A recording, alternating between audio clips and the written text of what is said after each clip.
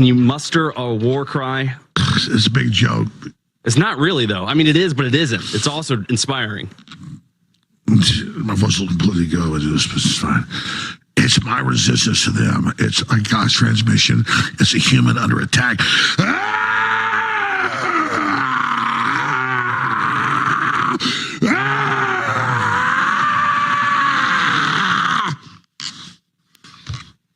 We're going to beat these people.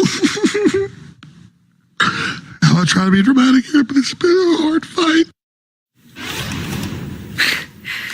If you are worried that you won't be able to see him anymore, you have reason to be concerned.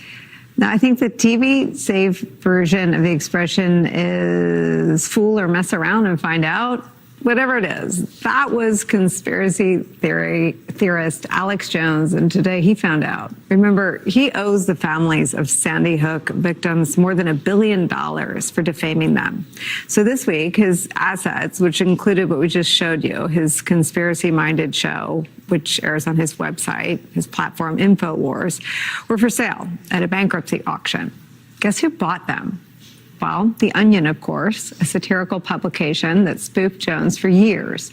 Full details of the purchase are not yet known, although the sale did have the backing of a number of Sandy Hook families. Joining our conversation, the only person we could think of qualified to talk about it, former RNC spokesman, host of the Bulwark podcast, MSNBC political analyst Tim Miller. I mean, this counts for long overdue justice for people who deserve it, perhaps more than anyone. But I will just point this out. Donald Trump Jr., the president-elect's son, said last month, quote, there are a couple of people I want to put in as press secretary. That would be like Laura Loomer would fit in for that one, Alex Jones for a month. Gone from Infowars, but perhaps not gone from our screens. Well, first, thank you for playing that video in the intro. I didn't realize how much I needed it until I watched the yelling. That was good. Look, here's the thing, Nicole. We're in this time, like right now, where there's this really annoying thing happening, and more than annoying, really troubling thing happening, which is a lot of bad people that have acted badly and that have acted outside the law and that have defamed people are being rewarded. The Trump cabinet is a good place to start with that. We have a new one today with RFK Jr.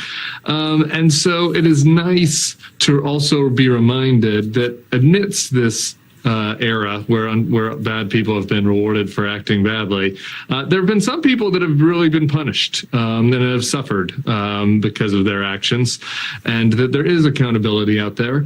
Alex Jones and Rudy are probably at the top of that list, but there have been others, and the wheels of justice and the wheels of fate sometimes go a little slower than we'd like, but eventually they come around. Eventually karma bites you, and it bit Alex Jones really deep.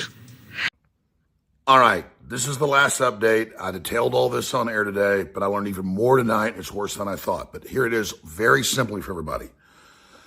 There was a auction ordered by the judge, but he wanted to have more hearings about it for the details to make sure it was all legal. The U.S. trustee assigned with the Justice Department that was in charge of it went ahead and had what he said was an auction. But then it came out that he didn't make the auction public, didn't let people have bids to go above the supposed highest bid, which means it's not a real auction.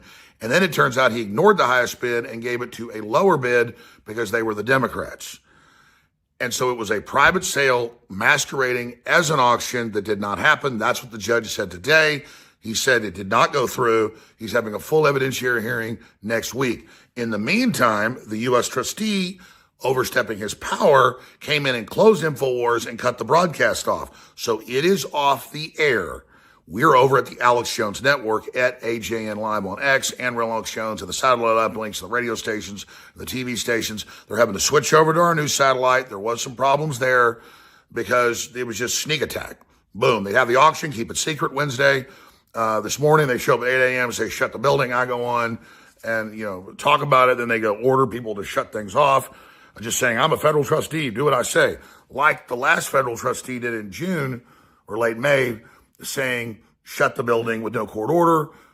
I didn't leave. I threatened to call the police. And then they had an emergency hearing thinking I would be kicked out, and the judge fired them. So this is the second federal trustee doing this wild vigilante crap. So the Onion's everywhere announcing they bought it. The media is saying they got it. But Bloomberg and AP are going, well, now the judge said, no. He's questioning it. No, he said it didn't go through, and he's going to decide what to do. And my lawyers are like, well, they've taken this thing off the air. These employees are out on the street. And the judge said, well, as soon as we can have it, it's early next week, I'll give you a date. But yeah, this is crazy. So bring your evidence in. But he said, this is unbelievable. And he said, this is not an auction. This is a private sale. And this is not what I authorized. So that's what's going on, okay? That's the facts.